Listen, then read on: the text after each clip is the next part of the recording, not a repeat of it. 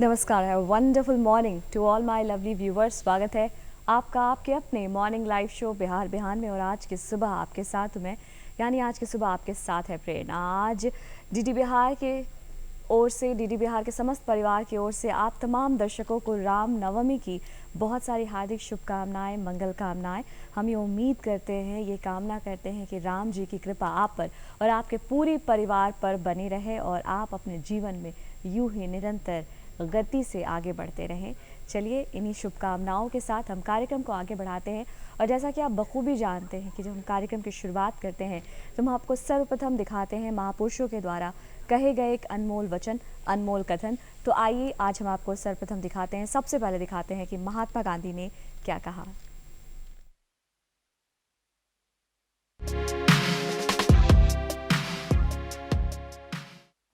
महात्मा गांधी ने कहा था, जब मैं सूर्यास्त और चंद्रमा के सौंदर्य की प्रशंसा करता हूँ, मेरी आत्मा उसके निर्माता के पूजा के लिए विस्तृत हो उठती है।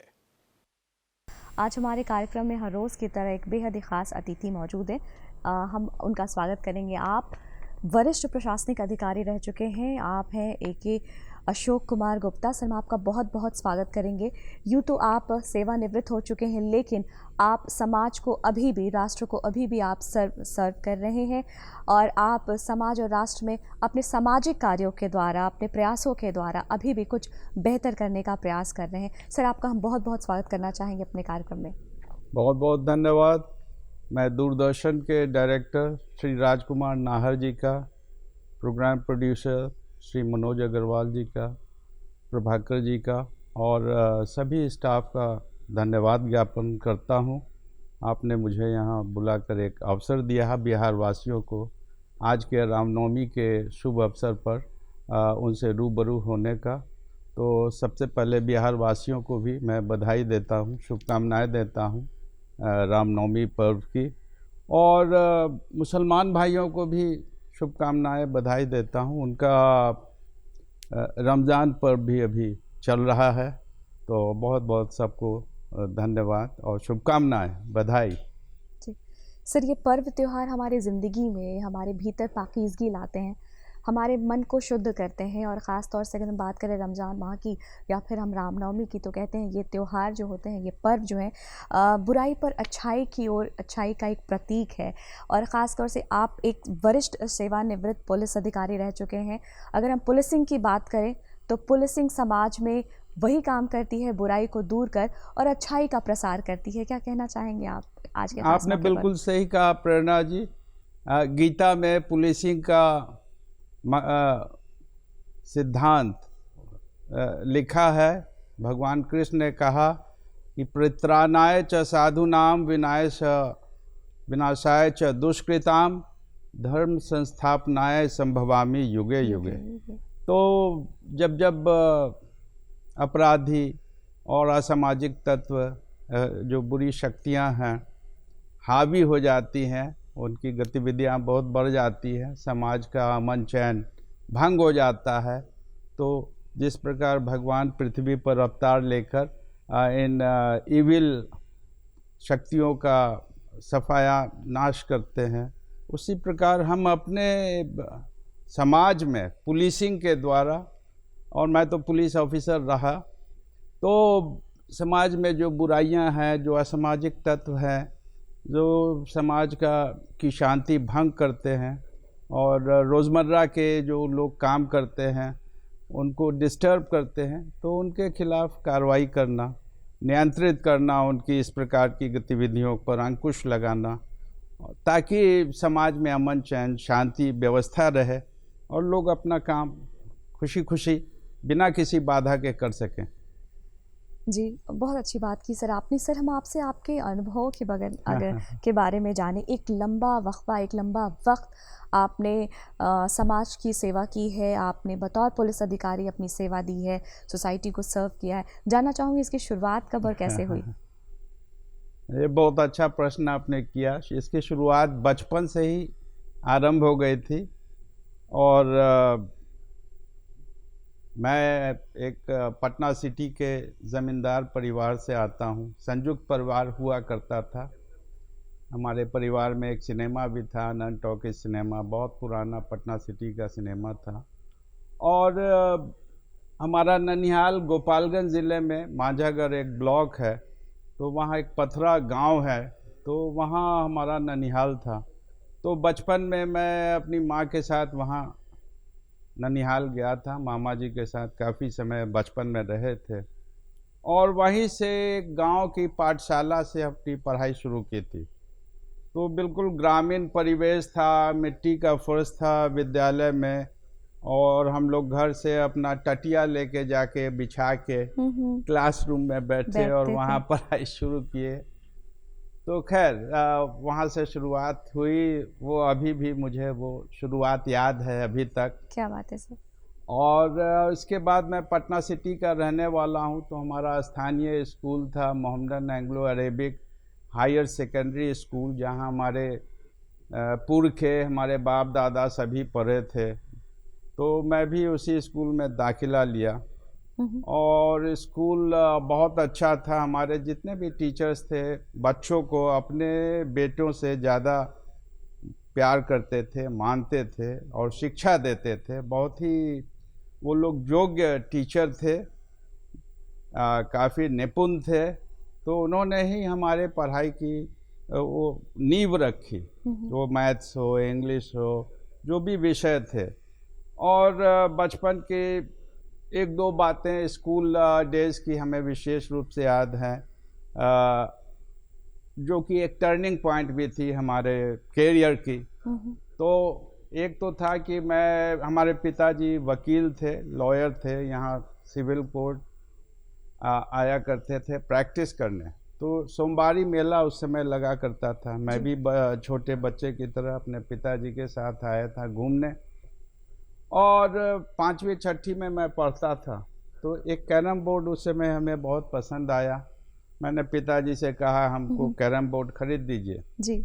तो कुछ कमी हमारे परिवार में नहीं थी, लेकिन हमारे पिताजी ने कहा कि तुम क्लास में फर्स्ट आओ तब मैं कैरम बोर्ड खरीदूंगा। कितनी अच्छी मुश्किल बात से 20-30 रुपए उसके दाम थे, लेकिन उन्होंने उस समय नहीं खरीदी कैरम बोर्ड। तो मैंने भी मन में ठान लिया कि मैं फर्स्ट ला के कैरम बोर्ड हासिल करूंगा। क्या बात है। तो चलिए, गॉड्स ग्रेस, मैंने पढ़ाई की और मन लगाया और क्लास 6 से ही क्लास में फर्स्ट आना शुरू कर दिया। और ये सिलसिला एक बार शुरू हुआ तो चलता रहा। हायर सेकेंडरी तक जो है अपने स्कूल में मैं क्लास में फर्स्ट आया और इसके बाद साइंस कॉलेज में पढ़ाई की। बचपन का एक और जो पढ़ाई के अलावा एक जो मोटिवेशन था पर्सनल कंडक्ट का, उसमें हमारे अंकल थे एक, हम लोग का जॉइंट फैमिली थी, बहुत से हम उम्र के बच्चों में खेलते थे जी। एक दिन हम लोग गए, हम सब लोगों ने पान खा लिया कि पान खाना चाहिए। तो पान खा लिया, हमारे अंकल ने देख लिया तो उन्होंने मुझे डांटा काफ़ी और कहा कि तुमने पान खाया, आज पान खाओगे, कल सिगरेट पियोगे, परसों शराब पियोगे। मुझे बहुत आत्मग्लानि हुई। और इसके बाद से पूरे स्टूडेंट लाइफ में मैंने इन सब चीज़ों की तरफ ना देखा ना छुआ। तो वो भी एक पर्सनल जो कंडक्ट होता है, पर्सनल दुर्गुण हो जाते हैं, कमज़ोरी हो जाती है, गलत संगति, गलत चीज़ों का सेवन करना, तो उससे मैं बचा रहा। तो ये भी काफ़ी इम्पोर्टेंट एक बचपन की मतलब हमारी टर्निंग पॉइंट थी। एक और टर्निंग पॉइंट है कि बड़े बुज़ुर्गों की सेवा करना। हमारे दादाजी 7 साल पैरालाइज्ड रहे और बिस्तर पर रहे, बिल्कुल बेड रिडन। तो उनकी पूरी सेवा हम लोग करते थे बचपन में एज ए स्कूल बॉय। उनको उठाना, उनको तैयार करना, उनको सेवा मतलब निवृत्त कराना, स्नान ध्यान सब चीज़ हम लोग करते थे और वो हमें बहुत आशीर्वाद देते थे। और वो ऑनररी मजिस्ट्रेट थे स्वर्गीय आनंद प्रसाद जी उस समय के, और हमेशा हमें आशीर्वाद दे के कहते थे तुम ज़रूर IAS IPS बनोगे। तो बराबर कहते थे, आशीर्वाद देते थे। तो मैं इस तरह से प्रशासनिक सेवा की ओर आकर्षित हुआ और मन में एक प्रेरणा आई। तो बचपन की ये सब यादें हैं जो एक फाउंडेशन के रूप में जिसने हमारे फ्यूचर करियर को शेप किया, उसको दिशा दी। और हमारी माँ बहुत पढ़े लिखे नहीं थी, लेकिन पूजा पाठ घर के सब काम करती थी, बहुत कुशल हाउसवाइफ थी, जॉइंट फैमिली थी, इतने सारे लोग थे, तो बहुत साफ दिल की थी और पूजा पाठ ध्यान ये सब में रमी रहती थी। तो उनको देख के भी बहुत प्रेरणा मिलती थी कि मैं बड़ा होकर कुछ करूँगा और अपनी माँ की सेवा करूँगा, माँ की देखभाल करूँगा, माता पिता की। तो ये सब बातें स्टूडेंट डेज बचपन की हमारी खास खास यादें हैं, प्रेरणा है जो हमारे बुज़ुर्ग थे, माता पिता थे। इस तरह से हमारा करियर आगे बढ़ता गया और मैं साइंस कॉलेज में आया। मैंने बताया कि मैं अच्छे परिवार से आता हूँ, लेकिन पटना सिटी से साइंस कॉलेज 7 किलोमीटर हम लोग साइकिल चला के आया करते थे, साइकिल से वापस जाते थे। तो इस तरह से और पढ़ाई में ध्यान दिए। वहाँ साइंस कॉलेज का माहौल बहुत अच्छा था, सभी टॉप स्टूडेंट्स पूरे बिहार राज्य के वहाँ आते थे, पढ़ते थे। तो उनसे देख के भी एक कंपटीशन की भावना जगती थी। आदमी और अच्छा हम लोग प्रयास करते थे कि और अच्छे विद्यार्थी बने। तो ये सब होते हुए हमने एमएससी की पढ़ाई समाप्त की। वहाँ केमिस्ट्री विषय था हमारा। बड़े अच्छे टीचर्स थे, एशिया फेम के हमारे टीचर्स थे, विभिन्न विषयों के जो एचओडीज होते हैं।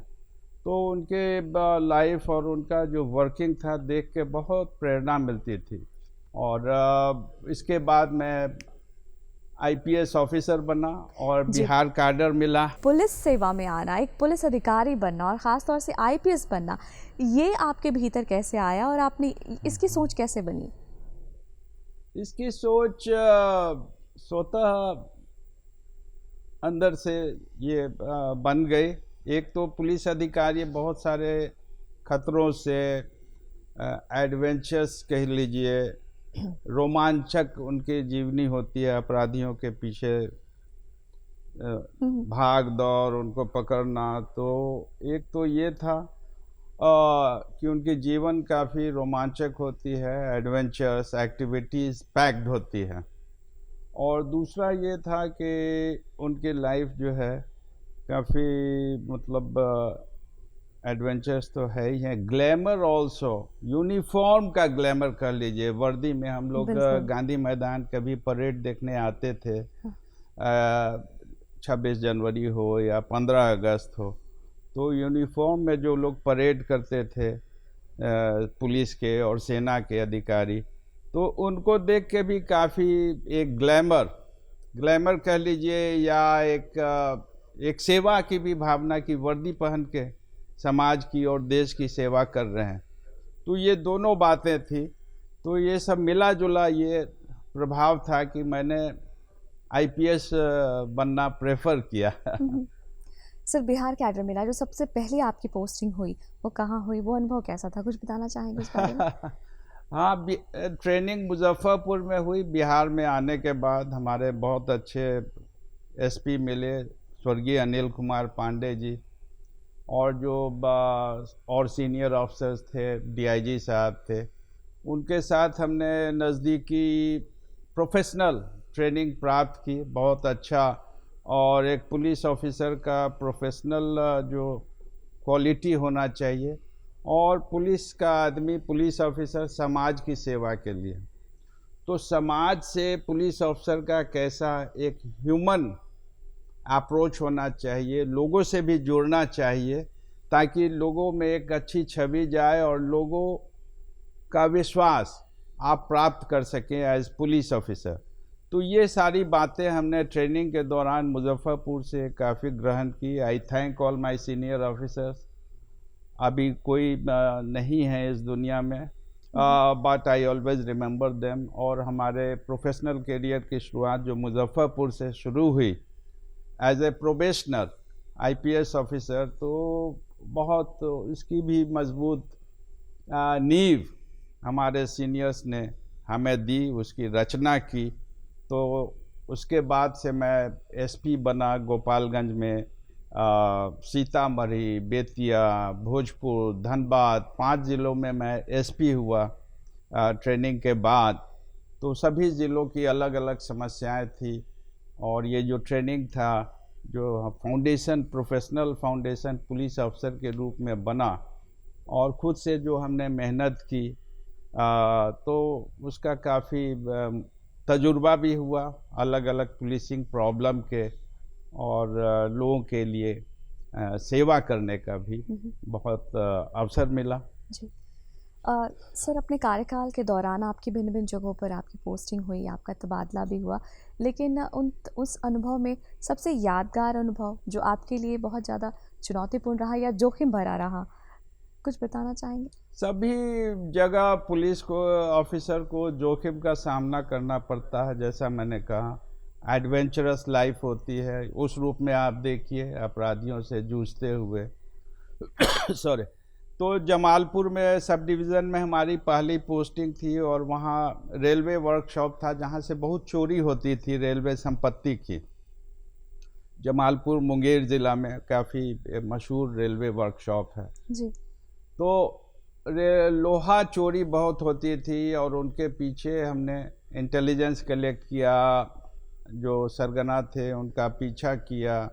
मुझे याद है एक बार ट्रक से, पूरा ट्रक जो है लोहे के स्लीपर्स चोरी करके वो भाग रहे थे, तो हमें सूचना मिली और मैंने उनका पीछा किया। कई बार ऐसा हुआ कि हमारी जीप को उस ट्रक ने धक्का मार के हमको डिस्टर्ब करना चाहा, हमको हार्म करना चाहा, लेकिन किसी तरह से बचते बचाते आगे पीछे दाएं बाएं होते हुए उसको ओवरटेक किया हमने ट्रक को। और वो व्यक्ति भी हमें याद है, कुशो साव, तो वो सरगना था। तो एक जोखिम था, लेकिन ड्यूटी फर्स्ट है, तो हम लोगों ने उसे पकड़ा सामान के साथ रंगे हाथों, और इस प्रकार से वहाँ जमालपुर में चोरी की जो समस्या थी वो, उस पर नियंत्रण, काबू पाया गया। और एसपी के रूप में सभी ज़िले चैलेंजिंग थे, मैं तो कहूँगा। गोपालगंज से शुरुआत मैंने की, जहाँ मैंने बताया हमारा ननिहाल भी है, जहाँ से मैं पाठशाला में पढ़ाई शुरू किया था। तो गोपालगंज ज़िले में डीएम का मर्डर हो गया था इन द ईयर 1983। स्वर्गीय एमपीएन शर्मा जी डीएम थे। असामाजिक तत्वों ने कलेक्ट्रेट में बम मार के उनकी हत्या कर दी थी। सोचिए कि जब डीएम की हत्या हो गई तो वहाँ कितना भय का माहौल रहा होगा, आतंक रहा होगा। तो इस घटना के बाद राज्य सरकार ने हमारी पहली पोस्टिंग उस ज़िले में की थी एज एसपी। तो मैंने काफ़ी मेहनत करके ये जो केस में जो लोग थे संलिप्त, उनकी गिरफ्तारी कराई, उनका स्पीडी ट्रायल सरकार ने करवाया, और ज़िले में जो आतंक भय का माहौल था उसको हम लोगों ने सामान्य करने का प्रयास किया, और शांति व्यवस्था उस ज़िले में स्थापित की। तो गोपालगंज इस हिसाब से बहुत चैलेंजिंग था। और इसी दौरान आपको याद होगा, ठीक दीपावली के दिन, दीपावली और छठ के अवसर पर प्रधानमंत्री जो थी इंदिरा गांधी की हत्या आतंकवादियों ने कर दी थी।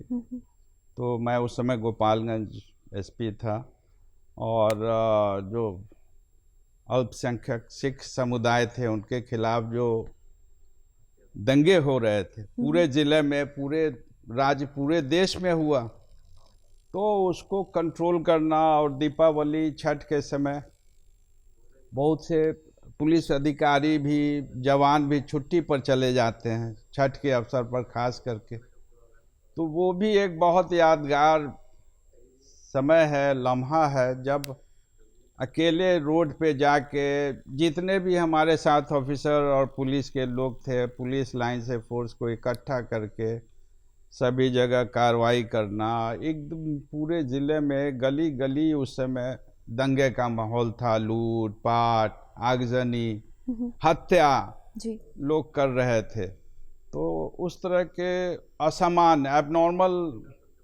घटना और जो परिस्थितियां थी उनको लिमिटेड रिसोर्सेज जो भी हमारे साथ थे, पुलिस बल अधिकारी, उनके साथ मिलकर कंट्रोल किया। तो बड़ा ही वो यादगार क्षण था। और जो अल्पसंख्यक समुदाय के सिख परिवार कुछ थे यहाँ वहाँ कितने आतंकित थे, उनकी परिवारजन, महिलाएं, बच्चे, चारों तरफ से मॉब ने घेरा हुआ है। उनको रिस्क्यू करना, लाके अपने सरकारी परिसर में रखना, प्रोटेक्शन देना, तो ये काम हम लोगों ने किया था। मैंने किया एज एसपी गोपालगंज। फिर वहाँ से सीतामढ़ी में दंगे हुए, तो सीतामढ़ी में कम्युनल राइट्स जो होता है हिंदू मुस्लिम का, तो राज्य सरकार ने विशेष रूप से हमें पोस्ट किया था। तो वैसे माहौल में कई लोग की मतलब हत्याएं हो गई थी और आगजनी, लूटपाट भी हुआ था, सैकड़ों घरों में हुआ था। 50 से अधिक लोग मारे गए थे सांप्रदायिक दंगों में। तो राज्य सरकार ने विशेष एसपी बना के हमें पोस्ट किया था और वहाँ जाके हम लोगों ने स्थिति को सामान्य किया, दंगाइयों की गिरफ्तारी की, सामान बरामद किए, और जो नॉर्मल होता है केस करना, एफआईआर करना, इन्वेस्टिगेशन करना, ये बड़ा पुलिस का सबसे ओरिजिनल वर्क है। एफआईआर करना, इन्वेस्टिगेशन सही करना, अपराधियों को पकड़ना, जो आज के समय में इसकी बहुत कमी हम लोग पा रहे हैं। जो आम नागरिक जाता है थाना पर एफआईआर करने, वो आसानी से एफआईआर नहीं होता है। पुलिस कहती है गाड़ी लाओ, पैसा दो, पेट्रोल भराओ तो हम इन्वेस्टिगेशन के लिए जाएंगे। तो ये समस्या मैं इसलिए बोला, एफआईआर और इन्वेस्टिगेशन बेसिक पुलिसिंग है ये, और ये ऑफ ट्रैक होगा तो क्राइम कभी कंट्रोल नहीं हो सकता। तो इस बात की आज भी रेलेवेंस बहुत ज़्यादा मैं समझता हूँ। तो सीतामढ़ी की चर्चा मैं कर रहा था जी। और फिर उन दिनों बेतिया ज़िला, पश्चिम चंपारण की बात मैं करूँगा, तो पश्चिम चंपारण को मिनी चंबल कहा जाता था। पूरे राज्य में उसको मिनी चंबल कहते थे। और जो डाकू अपहरणकर्ता गिरोह थे, किडनैपर्स, पूरे वो, आपने फिल्म शोले देखा होगा, हम सब ने देखा, लेकिन वो उसका जो विलेन था गब्बर सिंह, वो वहाँ के डाकू सचमुच के गब्बर सिंह थे, लाइव गब्बर्स, जिनके चलते पूरे 20-25 लाख की पश्चिम चंपारण, फिर पूर्वी चंपारण, मैं तो एसपी था पश्चिम चंपारण में, तो पूरी जनता आतंकित रहती थी, हर एक व्यक्ति, क्योंकि कोई डोली नहीं उठेगी बेटी की जब तक वो ले भी नहीं देगा। आपके आम के बगीचे हो, गन्ना का खेत हो, धान की खेती हो, जब तक आप अपहरणकर्ता डकैत को आप पैसे नहीं दोगे तब तक आप फसल नहीं काट सकते हो, आम का फल नहीं तोड़ सकते हो, मछली नहीं मार सकते हो, और कोई उनके खिलाफ जाएगा थाना पुलिस में शिकायत करने, उसकी हत्या कर देंगे सीधे। तो इतना भय का माहौल था। और कहीं 2 लोगों की हत्या हुई, जंगली आग की तरह पूरे जिले में खबर फैल जाती थी कि डाकुओं ने 2 लोगों को मार दिया। सब लोग दरवाजा बंद करके घर में घुस जाते थे, शाम के बाद कोई निकलता नहीं था। आप इमेजिन कीजिए, इतना तो कितना चैलेंजिंग दहशत आपके लिए कितना चैलेंजिंग रहा होगा जब आपको कोई रिपोर्ट मिली, फिर आपने कैसे सब पर काबू किया? वो ये पुलिसिंग का काम, धीरे धीरे लोगों को, जनता को विश्वास में लेना, अपनी एक्टिविटीज़ बढ़ाना। कोई घटना होती थी, मैं खुद जाता था घटना स्थल पे, अपने फोर्स को लेके जाता था और लोगों को ढाढ़स बनाता था कि मैं यहाँ हूँ आपके सेवा के लिए, आपकी सुरक्षा, आपके प्रोटेक्शन के लिए, आप हमारे साथ सहयोग करो, आपके वो कुछ नहीं होगा। डाकू ऐसे ही डरा रहा है, दहशत फैला रहा है। तो हम लोगों ने ज़ीरो से, एबी इनिशियो स्क्रैचेस से शुरुआत की थी पुलिसिंग। हालांकि उसके पहले ब्लैक पैंथर ऑपरेशन, हमारे माननीय मुख्यमंत्री बिंदेश्वरी दुबे जी उस समय थे बिहार के मुख्यमंत्री, तो ये किया गया था। फिर भी स्थिति मोर और लेस इसी प्रकार की थी जैसा हमने आपसे बयान किया।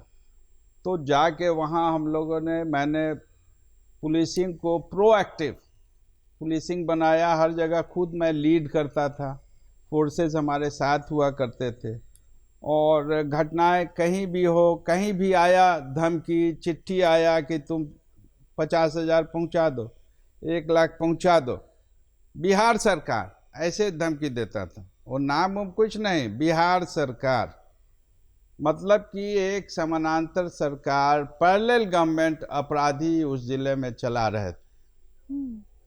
तो बिल्कुल रोंगटे खड़े हो जाते थे, और काफ़ी मैं भी उत्तेजित हो जाता था कि इनको जो है, इनकी सरकार को मैं बंद करूंगा। ये समानांतर सरकार चल रहा है, राज्य में एक ही सरकार होगी जो लेजिटिमेट सरकार है, जिसको जनता ने चुना। जी बिल्कुल। तो लॉ, रूल ऑफ लॉ, कानून का राज होगा। तो इस प्रकार से प्रोएक्टिव पुलिसिंग की, और धीरे धीरे स्थिति बदलने लगी। जब हम लोग एक्शन करने लगे, मुठभेड़ होने लगे अपराधियों से, कई जगह अपराधी मारे गए मुठभेड़ में, उनसे शस्त्र बरामद हुए, बंदूक, राइफल जो पुलिस से लूटे थे उन्होंने।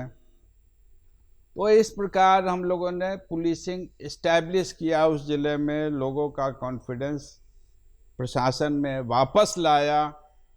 और जो सबसे नामी अपराधी थे उस समय बिहार में, 40,000 नेमा अहिर, वो उसका गैंग था, 40,000 उस पर राज्य सरकार ने पुरस्कार घोषित किया था। उसको हम लोगों ने एक मुठभेड़ हुई, उसमें उसको मार गिराया। वो नंबर 1 क्रिमिनल था ऑफ द डिस्ट्रिक्ट। सर, आपकी बातों से ऐसा लग रहा है जिस प्रकार हम फिल्मों में देखते हैं, जो तमाम चीज़ें दिखाई जाती हैं वो वाकई में वो असलियत ही होती है, वो सब कुछ सच्चाई होती है कि किस प्रकार एक व्यक्ति जिसका अपना घर है, परिवार है, लेकिन वो नेशन के लिए, अपने समाज के लिए किस प्रकार समर्पित है, और अपनी जान जोखिम में डालकर भी वो राष्ट्रहित के लिए हमेशा तत्पर प्रयासरत रहता है। आप इमेजिन कीजिए कि हमारी मिसेस को, हमारी धर्मपत्नी को अपराधियों की धमकी वाली चिट्ठियाँ आती थी कि तुम अपने हस्बैंड को रोको, नहीं तो बम से उड़ा देंगे। आप सोचिए कि हमारी धर्मपत्नी को कितना मानसिक बिल्कुल ये होता था, टॉर्चर, और वो घबरा जाएगी। कोई भी गृहिणी होगी, बिल्कुल स्वाभाविक सी बात है। दिन रात 4-4 दिन घर छोड़ के बाहर हैं, अपराधियों के पीछे हैं, अपराधी ऐसी धमकी। छोटे छोटे बच्चे थे हमारे, 3 बच्चे घर में, तो उनका भी सहयोग बहुत ज़रूरी है, बहुत ज़रूरी है। To a success police officer, अपने परिवार का सहयोग, समर्थन, मनोबल बनाए रखना एक पुलिस ऑफिसर के, ऐसे तो कहते हैं behind a all successful people man women are there for the success. तो हमारे केस में और पुलिस ऑफिसर के केस में ये बात अक्षरशः सही। सर, ये जानना चाहूँगी, एक सवाल ये करना चाहूँगी आपसे कि जो आम जनता होती है, पुलिस को लेकर के बहुत बार उन्हें भय भी होता है। अगर पुलिस दिख रही है, पुलिस की वैन दिख रही है, थोड़े सहम से जाते हैं। कभी कोई दिक्कत, कोई समस्या आ गई, तो सबसे जो पहला स्टेप होता है वो होता है कि आप उस समस्या के लिए जाएं, आप FIR दर्ज कराएं। लेकिन जनता बहुत बार डर जाती है और वो नहीं जा पाती। चाहूँगी आप बताएं कि ये कितना आवश्यक है। आपने सही कहा, ये समस्या पुलिस के लिए बहुत गंभीर है, चुनौतीपूर्ण है, और इसमें पुलिस छवि, जो पुलिस इमेज होना चाहिए, इकबाल होना चाहिए, उसकी इम्पोर्टेंस बहुत है। पुलिस की छवि जनता के सेवक के रूप में होनी चाहिए, और जनता को पुलिस में, स्थानीय पुलिस, वो ऑफिसर इंचार्ज हो, थाना प्रभारी हो, या जो सीनियर ऑफिसर्स ज़िले में होते हैं, खास करके इंस्पेक्टर, DSP और जिला का SP, इनमें एक भरोसा होना चाहिए कि they are our friends, we can go them, they will listen to me, हमारी बातों को सहानुभूतिपूर्वक सुनेंगे, हमारी फरियाद दर्ज होगी और वो एक्शन करेंगे। फरियाद मतलब कि आपके लिए, पुलिस के लिए एक अपॉर्चुनिटी है टू गेट क्लोज, जनता के नज़दीक जाने का। जो दुखी पीड़ित परिवार है, व्यक्ति है, उससे एक सहानुभूति प्राप्त करने का। तो पुलिस अगर एफआईआर ही नहीं करेगी तो जनता और पुलिस के बीच खाई बढ़ेगी डेफिनेटली। दूसरा है कि एफआईआर करने से ही पता चलेगा कि फला फला फला अपराधी ने हत्या की, डकैती की या दूसरे कांड किए हैं। तो जब एफआईआर ही नहीं होगा तो पता भी नहीं चलेगा। तो पुलिस के हित में है कि वो एफआईआर करे, तभी वो क्राइम कंट्रोल कर सकती है। और ऐसा पुलिस करने लगेगी, इनिशिएटिव जो है पुलिस को लेना है और जनता के दिल में विश्वास प्राप्त करना है कि वे उनके सहानुभूति उनसे करेंगे, उनकी मदद करेंगे, पुलिस फ्रेंडली होगी कम्युनिटी के प्रति। तो एक अच्छा ब्रिज बनेगा पुलिस प्रशासन और जनता के बीच, जो बहुत ज़रूरी है। और जनता का विश्वास अगर हो गया कि हमको तंग नहीं किया जाएगा, थाने पर फरियाद सुनी जाएगी, तो वो जाएगी। तो ये छवि जो है आपको पुलिस को बनाना होगा। और इसमें जिला के एसपी किंग पिन होते हैं, उनको लीड लेना होगा। पुलिस जनता के बीच दूसरे भी इनफॉर्मल अदर दैन पुलिसिंग, जिसकी मैंने चर्चा की कि थाना पर अच्छे मतलब सही एक्शन होना चाहिए जी। स्पोर्ट्स के माध्यम है, फेस्टिवल्स हैं, लॉ एंड ऑर्डर है, छठ में लोग घाट पे जाते हैं, दशहरा में लोग जुलूस निकालते हैं, मुसलमान भाई भी जो है ताजिया निकालते हैं। तो इस तरह के पर्व त्यौहार हों, स्पोर्ट्स हों, दूसरी जो सामाजिक एक्टिविटीज़ हों, उसमें भी पुलिस को पार्टिसिपेट करना चाहिए और सहायता प्रदान करनी चाहिए जो एक्सपेक्टेड है। भीड़ में कोई बच्चा गुम हो गया, हाँ, घाट पर मान लीजिए कि असामाजिक तत्व हो गए, मतलब आके कुछ हो गया, कांड कर दिए, या कभी कभी भगदड़ मच जाती है तो उससे भी बहुत लोग मर जाते हैं या जख्मी हो जाते हैं। तो पुलिसिंग के ये सब पहलू जो अदर देन थाना एक्टिविटीज़ जो है ये भी, इसमें भी एक पॉजिटिव रोल प्ले करना चाहिए। और जैसा मैंने कहा कि ज़िला के एसपी वो लीडर हैं ज़िला पुलिस के, उनका रोल सबसे इम्पोर्टेंट रखता है। किंग पिन वही हैं crime law and order control के लिए संकल्प लेने के लिए।